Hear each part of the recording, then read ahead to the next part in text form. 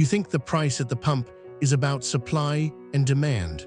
It's really about what happened on the other side of the world 3 weeks ago. The gasoline in your tank began its journey thousands of miles away, in the deserts of the Middle East, the waters off West Africa, or the frozen tundra of Russia. But its price wasn't set there. It was set in futures markets, on trading floors, by people who have never seen a drop of crude oil in their lives. Understanding that gap between the physical barrel and its financial ghost is the real story of why you pay what you do at the pump. Let's start with crude oil itself. It's not one thing. Saudi light sweet crude is different from Canadian heavy crude, different viscosity, different sulfur content, different refining cost. The global benchmark price, what you hear on the news, is usually set by one of three markers: Brent crude from the North Sea, West Texas Intermediate from the United States, or Dubai crude from the Persian Gulf. These prices fluctuate minute by minute based on futures contracts, not on actual barrels changing hands. That crude price, let's say it's $90 a barrel, represents only part of your final gas price. A barrel of crude yields about 19 gallons of gasoline, plus diesel, jet fuel, and other products. But refining that barrel into usable fuel costs money. Refineries are massive industrial complexes that heat, separate, and chemically transform crude into the fuel your car actually burns. That process, maintenance, labor, energy adds another layer of cost.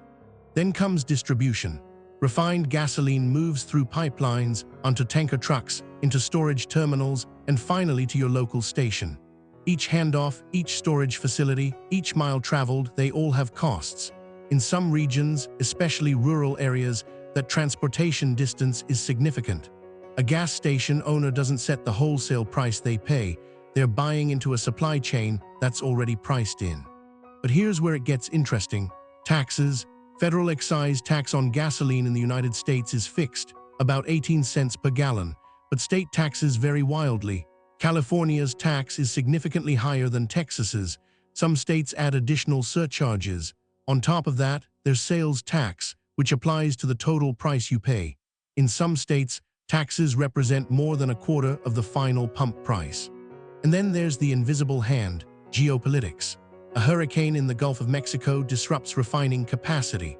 A conflict in the Middle East raises fears about supply.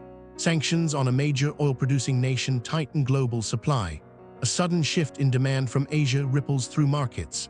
These aren't hypotheticals, they are regular occurrences that move crude prices in real time, sometimes by dollars per barrel, which translates directly to cents at the pump.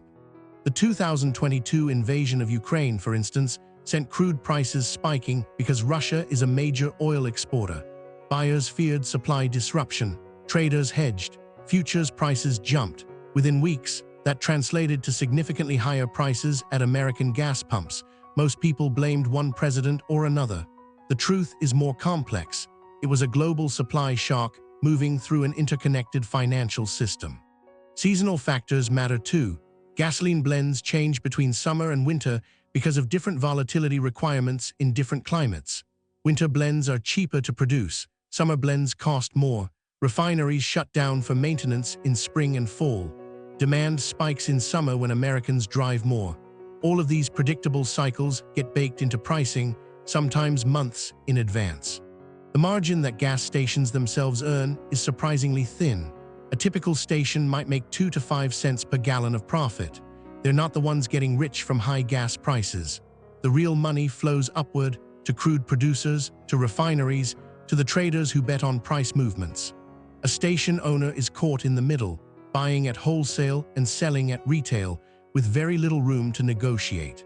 What's crucial to understand is that gas prices are determined by thousands of simultaneous forces: physical supply, refining capacity, transportation logistics, taxes, geopolitical risk, seasonal demand, and financial speculation.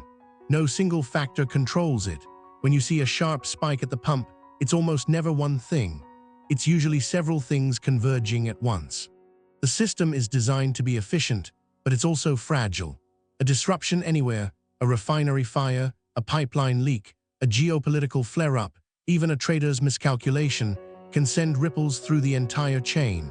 And because crude and gasoline are traded in real time on global markets, price changes happen instantly, even if the physical product takes weeks to reach your local pump.